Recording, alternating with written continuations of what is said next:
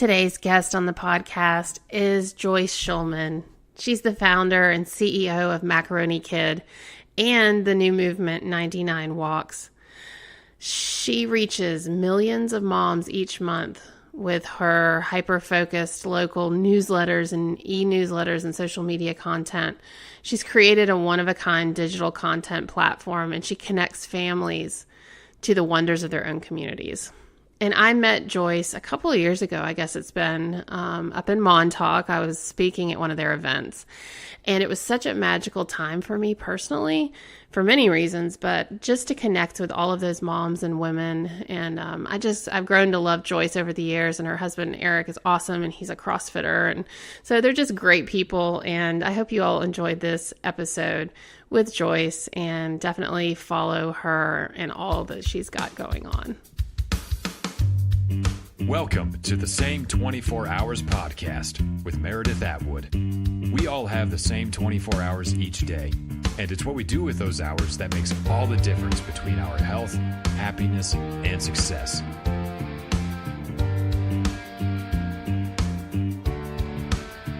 Hi, everybody. Welcome to another episode of the Same 24 Hours podcast. I'm your host, Meredith Atwood. Today's guest is Joyce Shulman. Is that correct? That's correct. Hi, Joyce. I'm so glad you're here. Oh, it's absolutely my pleasure. So what's going on? You're up in New York, right? I am in New York, and spring is finally suggesting that it might be arriving. The sun is shining, though it's still really chilly out, but it has that spring kind of light to the air. Yeah, like it's for real. I think it's for real. See, I thought that too. We're here in Kansas, and Saturday there were snow flurries. I mean... We've been known to get snow in April. Last weekend, I suggested to my husband that we put out the outdoor furniture, and he looked at me like I was crazy, just asking to tempt fate. Well, I just love you too. I met, when did we meet? Oh my gosh. It was 2017? Was it 2 years ago? Maybe 3. Oh my gosh. But I just love you too. You're so fun. So let's talk a little bit about how you became Mac Kid Mama Bear, I believe. And what is his Instagram? He's Macaroni Dad. Macaroni Dad. Okay, so let's talk about macaroni and how that became. Sure. So about 12 years ago, Eric and I were running an alternative and out-of-home media company. I had 2 young kids at the time, and I just was watching the rise in the delivery of niche, super-focused content via e-newsletter, which at the time was something very, very new and not unheard of, but very new. And at the same time, I was raising my kids in a community that offers a ton of amazing programming for kids and families. And what I was seeing is that these organizations and these not-for-profits and even these small businesses that were providing these great opportunities for kids and families weren't quite as good at getting the word out to the families that needed it, to the moms in particular. And people would say to me, hey, I can't believe you missed that great event at SYS last Sunday. And I thought, oh, that's the perfect thing for me and my kids. And I didn't even know about it. So one day I just had the idea to create this very local newsletter, e-newsletter, really featuring everything happening in our local community for kids and families. And I really was just beta testing the idea. Yeah. And it did amazingly well in our community. And I thought, well, if it works here, it's bound to work elsewhere. So we built a relatively large platform, and we sold our existing business to our partner then. And we launched Macaroni Kid. That's awesome. That's awesome. And so how big is Macaroni Kid now? I mean, how many outlets are you guys in? So we currently publish about 560 local weekly editions across the U.S. and a handful up in Canada. We reach 3 million moms, 3 million families each month. That's what we do. 3 million. That's amazing. Well, congratulations on that success. 12 years, though. It's funny. I was reading something recently, and then everyone I seem to talk to lately has kind of had this 10-year time frame that it seems to take to really build something and for it to be successful. What do you think about the 10-year kind of time frame for taking something from the beginning to seeing real success? It really does depend on what you're doing, and so much attention is paid to the outliers, things that skyrocket very, very quickly. But I think there are so many pieces of that 10-year concept, because there's also, it takes a long time to develop your own expertise. I could never have run Macaroni Kid as it is now 10 years ago or 8 years ago. I had to develop my whole skill set to manage a beast this big, and that in of itself took a lot of time. Sure. So there's so many different pieces of that 10 years. It's not just building it publicly, it's also developing your own personal abilities and skill to manage it in the way that stays true to your vision. So what have you learned? Like, what is one of the biggest lessons you've learned that if you had been presented with a certain situation 10 years ago, you wouldn't have handled it as gracefully as you do now? Oh, there are so many. One of the lessons that I continue to try to learn is to say no to things that look interesting. I describe myself as an idea junkie. I love a new challenge. I love a new idea. So developing the discipline, that's been a really, really big lesson for me. Mm-hmm. Yeah, learning when to say yes and when to say no. For sure. Yeah. So 3 million moms, what have you learned about women in motherhood? I was on your podcast, 99 Walks, a few weeks ago, or maybe it's been months, time's flying. But you mentioned, I think it was off air, that you were conducting some research, and we're talking about that today. So the research is in with 3 million moms, and I don't know how big your pool is for this particular research, but you found out some pretty conclusive data about moms. Something that I've seen over and over and over again within the Macaroni Kid community is that moms are lonely. And that's just the reality of it. It's kind of a harsh reality, but I have very strong feelings about how we were meant to live, which we'll talk about, I'm sure, in a moment. But I had looked to see whether or not there was any research on moms, the state of mom as far as our well-being and our loneliness and our happiness. And I couldn't find anything. There is a study out of the UK that really focused on moms and loneliness, but I couldn't find anything in this country. So we did our own. As you said, we reached 3 million moms. So we reached out. We had a sample size of 2,300 moms of preschool through middle school aged kids in the U.S. So that's a pretty focused group, and 2,300 is a pretty robust sample size. What we learned, which didn't really come as a surprise to me, Meredith, but seeing it in black and white and seeing some of the comments that people shared, 72% of moms are lonely. And when we dug in a little bit deeper to explore whether or not they were making time to spend with their friends, whether or not they had friends, we found some very, frankly, disturbing kinds of feedback. There are so many moms out there who do not feel connected to their friends, who don't have time for friends, or moms who feel like they are just alienated from their community or the moms in their community. And I don't mean one or two lonely moms who haven't been able to connect. I mean a pervasive feeling that they are not deeply connected with other women in their community. Wow. That doesn't surprise me either, but I can see what you mean to actually see that in the data. It's like, wow.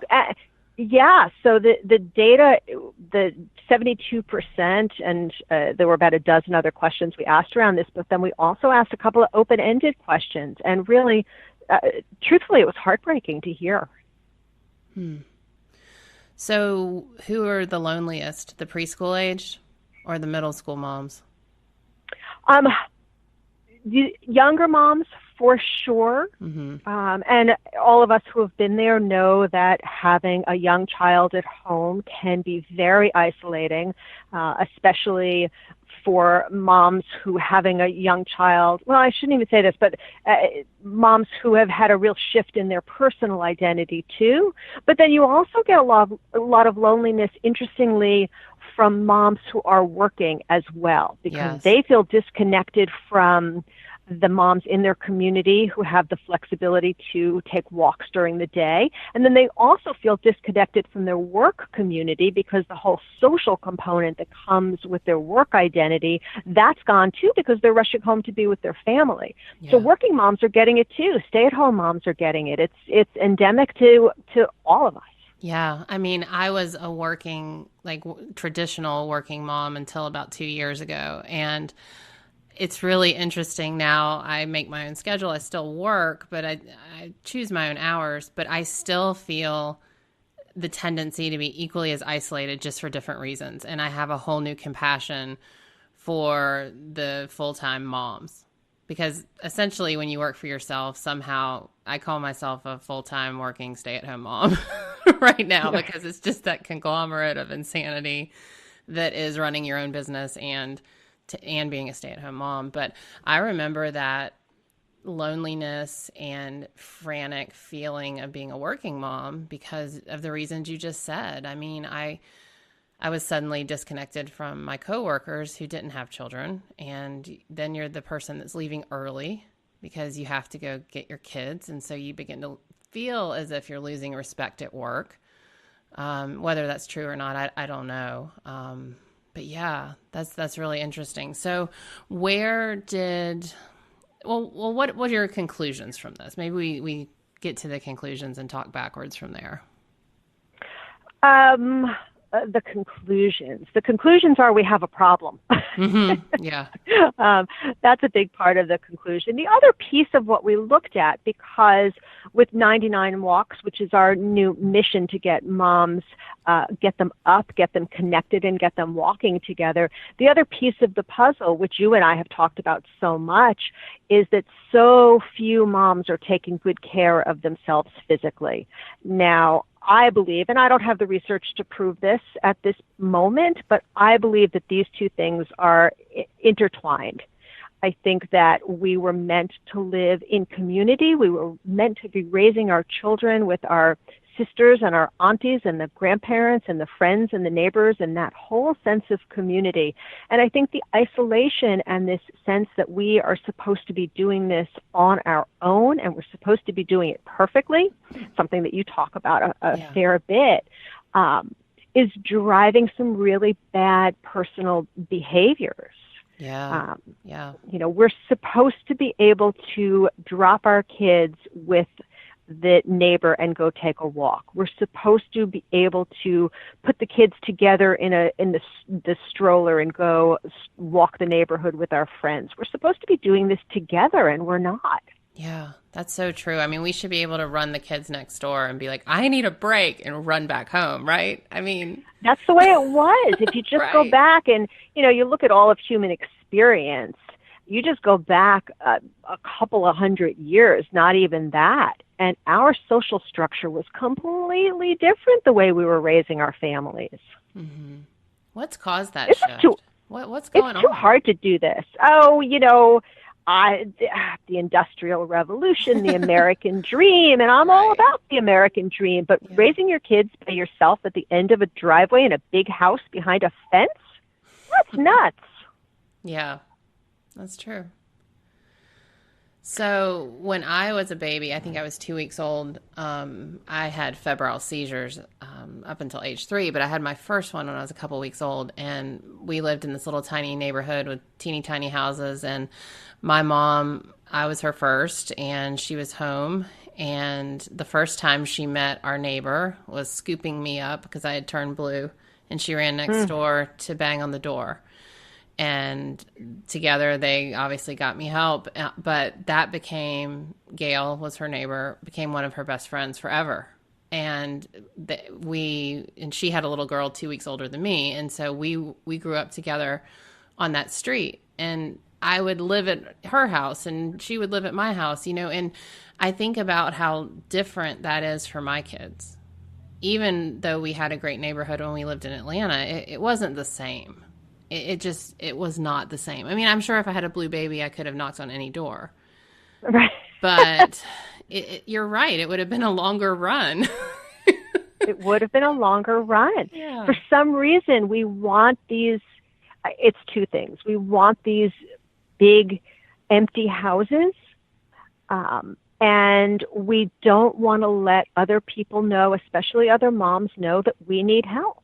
And you know what? I'm totally ready to raise my hand and say, I need help. Mm-hmm. Why aren't we saying we need help? Why? Is it social media? Is it ego? Is it this feeling that we are independent women and we gained our independence and now we need to just do it all? Is it all of the above?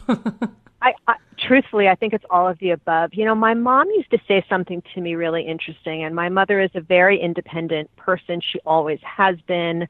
While she was mostly an at-home mom while I was growing up, she was also a professional dancer who would occasionally perform and would teach. And anyway, my mom said to me many, many years ago, she said, I feel really bad for your generation. And I said, why is that? And she said, well, my generation worked really hard to throw out the rule book, but we never gave you guys a new rule book. We just threw out what was there. And now you're all left to figure out how to make all of this work. Wow. Yeah. It's interesting, right? It is. Yeah. So we need to make a new rule book. Clearly, we need to make a new rule book. And to some extent, I do point to mass media and this picture that's been painted for decades now of the perfect mom and what that looks like, the perfect family and what that looks like, the ideal that we're all supposed to be shooting for. And that ideal doesn't leave a whole lot of room for, hey, I need help. Yeah. Well, I know every time I get the opportunity to talk about triathlon and why I started it, I always say as a joke, well, I started triathlon to get away from my kids. But it wasn't a joke because I needed a break. And for some reason, people get so shocked by that statement. And I want to go, wait a minute, you guys don't want to get away from your kids for an hour? Because that's all it was. I would get away for an hour and I would come back better. And to this day, my kids tell me, go work out because you are being a crab, and they know I come back better. But there's this feeling that we shouldn't ever leave our kids for, a short period of time. Like you said, to go for a walk or to just, go hide in the bathroom without little fingers coming under the door. Yeah. Everybody needs that. You need parenting. Momming is hard. Taking care of little people is hard. Do you think when there was more of a community that the women could sit around and say that? And maybe that was part of it? Yeah. Absolutely. I think that when we were living in that richer, more honest community, there was less there was less show. There was less, there's a word I'm looking for that's flown out of my brain, but there was less facade. That's the word I'm looking for. There was less this sense of that you had to, put on a little lipstick to go to pickup. So what are you doing to create more community? Because I know you are. We are. It's something that we've been working on in the Macaroni Kid world for a decade now. But for me personally, as for you, it's funny you were saying that your kids will say, go work out because they know it makes you feel better. Well, I'm talking about both my parents today, but my dad, who's a retired coach, and he's one of those guys who really knows people and knows kids. And I would come home from school, especially in high school, when days were sometimes challenging. And clearly there was something on my mind, and my dad would say, go for a run, and then we'll talk about it. Mm-hmm. So we have created a new organization called 99 Walks. And as I said, we're on a mission to get moms, number one, connected, and number two, moving. And I think if you can combine those things, get them moving together, you can really make change. And we're seeing it. We started it the first week of January. We just today launched our spring challenge. So it's a 1 or 3 month challenge where we encourage women, moms predominantly, but we encourage them to either walk alone, but what we really want is teams of 3, and you can bring your team or we will add you to a team. And together we encourage a team of 3 to crush 99 miles during the month. Oh, that's awesome. What I love about you, Joyce, is you saw a need 12 years ago with Macaroni Kid for creating community and getting people closer and more involved in the activities. And this is like Macaroni Kid reborn in a way that you see the need for real interaction, not just, you use the web and social media as a way to get the message out, but you're actually making a call for in-person contact. In person or even by phone. So I'll tell you one of the teams that I'm on, which I just love. So I have 2 children. My daughter, my younger child, is adopted. So we adopted her from China, and we traveled to China with about 8 other families. So these are families who adopted little girls from China who had been in an orphanage with my daughter, sharing cribs, sharing that experience. These families all shared the experience of traveling to China for about 3 weeks to complete their families. And 2 of the women who I was close to while we were there, I haven't seen in 12 years. And we are now on a 99 Walks team together, and we connect either by message, by email, and a couple of times we've scheduled times to walk together where we just get on a conference call and catch up. So one lives in Richmond, one lives in Spokane, Washington, so we're not actually physically in the same place, but we are definitely reconnecting in a magnificent kind of way with that shared experience we had.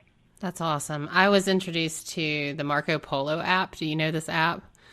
Sure. Yeah. Yep. I had a friend who's like, quit texting me and get Marco Polo. And I was like, I don't want to video message you. I look terrible.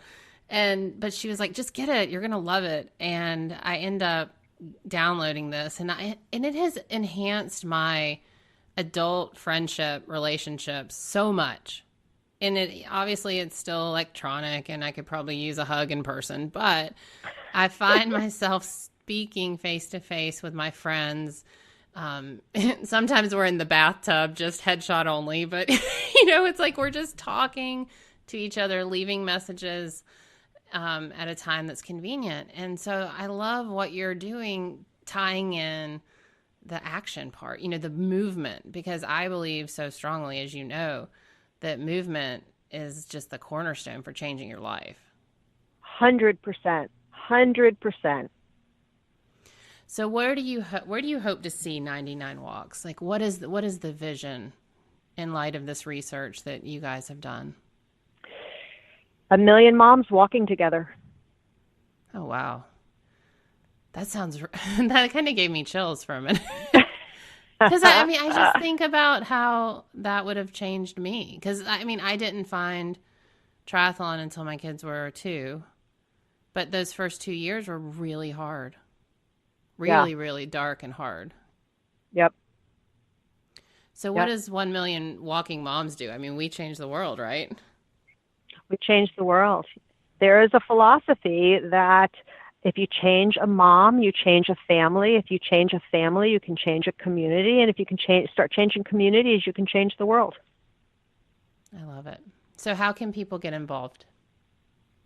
The website is 99walks.fit, F-I-T. So they can find us there, find us on social media, hashtag at 99walks, or hashtag 99walks, I should say. And the social media has been fantastic from our existing members, and there's a lot more information available on the site. 99walks.fit that shares how you get involved, what the different challenges look like, what this month's theme and wearable inspiration is. So each month, if you complete your challenge, if you're a registered 99 Walks member, and there is a pretty modest, but there is a modest membership fee. But if you complete your challenge, we will send you a piece of jewelry inscribed with that month's theme. So for the month of April, the theme is Ignite. Oh, I like it. That's so great, Joyce. I love it. So I will have another question for you about this podcast. Yeah. So this podcast is called The Same 24 Hours. And what that means is we all have the same 24 hours in our day, though as a mom, it doesn't feel that way sometimes. Nope. But we do all have the same 24 hours. But it's what we do with those hours, whether it includes a walk or, spending time with our kids. It's what we do with those hours that makes a difference in our health and happiness and success. So what is something that you've added to your day that you do on a daily basis that really makes a difference in your overall health, happiness, and success? I'm going to sound like such a cliche, Meredith. I'm so sorry you asked me that question. But about a year ago, I started meditating. Yes. Yeah, I'm one of those. It's okay. It's okay. 10 minutes a morning. I'm terrible at it, which just shows you how bad I am, because meditation is supposed to be non-judgmental. And nevertheless, I judge my meditation practice. I'm not very good at it. I certainly don't do it every single day, but I would say certainly 4 or 5 days out of the week, I take 10 minutes to breathe. Yeah. No, I'm not going to mock you. I would have mocked you 30 days ago. And because probably 85% of all my podcast guests have said meditating. And I've just refused. I mean, I would get angry about it. And then I had Emily Fletcher on. She's the founder of Ziva Meditation. And I actually haven't published her episode yet. It'll probably be published by the time yours does. But anyway, I had her on the podcast and she pretty much shot me down, shot every excuse that I had about why I won't meditate. And at the end of the recording, she said, I'm going to gift you my training course and I want you to do it. It's 15 days. And I just have such tremendous respect for people when they write a book or create a program that, if they're going to give it to me, I'm going to at least give it a college try. And I am here reporting that I think I'm on day 31 of twice a day meditation.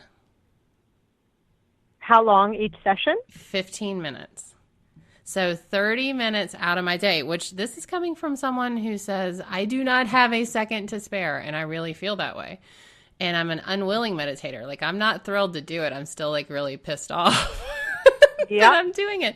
But I can tell you it has made a huge difference in my world in the last month. Huge. I can't imagine I could get to 30 minutes a day. But here's how I look at it, because I'm a reluctant meditator too, but I am a willing exerciser, as are you. Mm-hmm. And I exercise when I don't feel like it.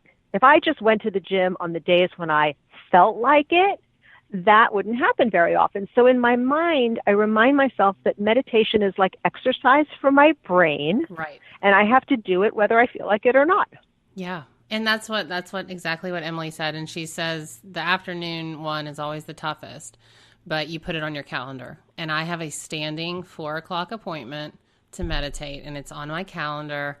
No one can book over it, and my kids roll in the door about 4:25. So that puts my butt in the chair, and I've done it. And it's it's kind of crazy. It's kind of crazy because I was so resistant. I feel like a hypocrite. I have been very resistant as well. What I tried years ago, this was my big concession to meditating years ago, 5 mindful breaths sitting on the floor of my closet. And I rarely got past 3. It's just so hard when you have stuff to do. For me, it really has been reframing it as exercise for my brain. Yeah. Yeah. And that's so true. Just a mental break. Like, who could not use just a mental break? And yeah, that's how I look at it too. Like, time to give myself a little nap. Well, Joyce, I adore you. You know that. And I love it love what you've done with Macaroni Kid, and I love following Eric's CrossFit ventures on Instagram. So I just wish you the best of luck with 99 Walks, and we're going to help spread the word and get the moms out there just to feel better, man. I mean, that's it. If we all feel better, it's a ripple effect. It really matters. Exactly right. Yeah. Well, Thank you, dear. Thank you. My pleasure.